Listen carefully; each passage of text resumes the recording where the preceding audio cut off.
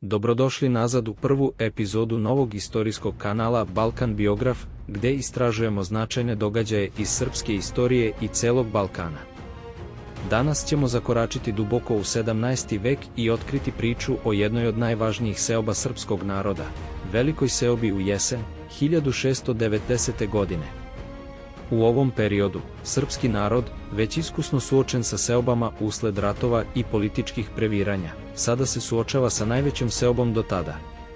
Bečki rat, koji je trajao od 1683. do 1690. godine, izmenio je Balkan. Hrišćanske vojske pod austrijskom zastavom primorale su Osmanlije da se povuku iz dugo okupiranih teritorija. Gradovi u Ugarskoj su oslobođeni, a s osvajanjem Petrovaradinske tvrđave, put prema Srbiji bio je otvoren. Ipak, usled nereda u austrijskoj vojsci, Turci su delimično povratili izgubljene teritorije i osvojili Prištinu i Niš. Okrutna odmazda nad srpskim stanovništvom koja je usledila bila je kap koja je prelila čašu. Srpski gradski i seoski živalj odlučio se na dug put, seobu prema Savi i Dunavu. Početkom oktobra 1690. godine, Turci ponovno osvajaju Beograd, a ogromni izbeglički zbegovi prelaze Savu i Dunav. Srpske izbeglice nose sa sobom svoje pokretne vrednosti, putujući pešice ili ploveći na lađama. Njihov cilj bio je sever, sve do Budima i Sent Andreje.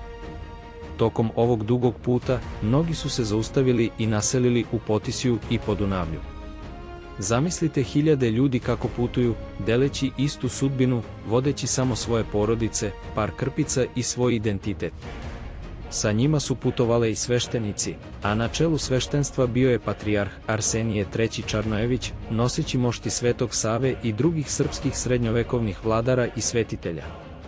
Procenjuje se da je u Velikoj seobi učestvovalo od 30 do 40 hiljada porodica, što je između 150 do 200 hiljada srpskih izbeglica. Neki su se naselili u Somboru i okolini, gde su se sreli sa sunarodnicima koji su već živeli u Vojvodini.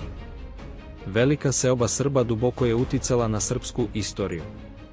Austrijski vladar Leopold I doneo je privilegije kojima reguliše prava doseljenog srpskog naroda, crkve i sveštenstva na teritoriji Habsburške monarhije. Ove privilegije su kasnije potvrdili i njegovi naslednici. Velika seoba Srba ostaje jedinstvena priča u srpskoj istoriji. Hrabra odluka srpskog naroda da napusti svoje ognjišta, noseći sa sobom kulturu i identitet, obeležila je vekove i ostavila trajan uticaj na razvoj srpskog društva. To je sve za danas. Ne zaboravite da se pretplatite na Balkan Biograf kako ne biste propustili naredne uzbudljive priče iz naše istorije.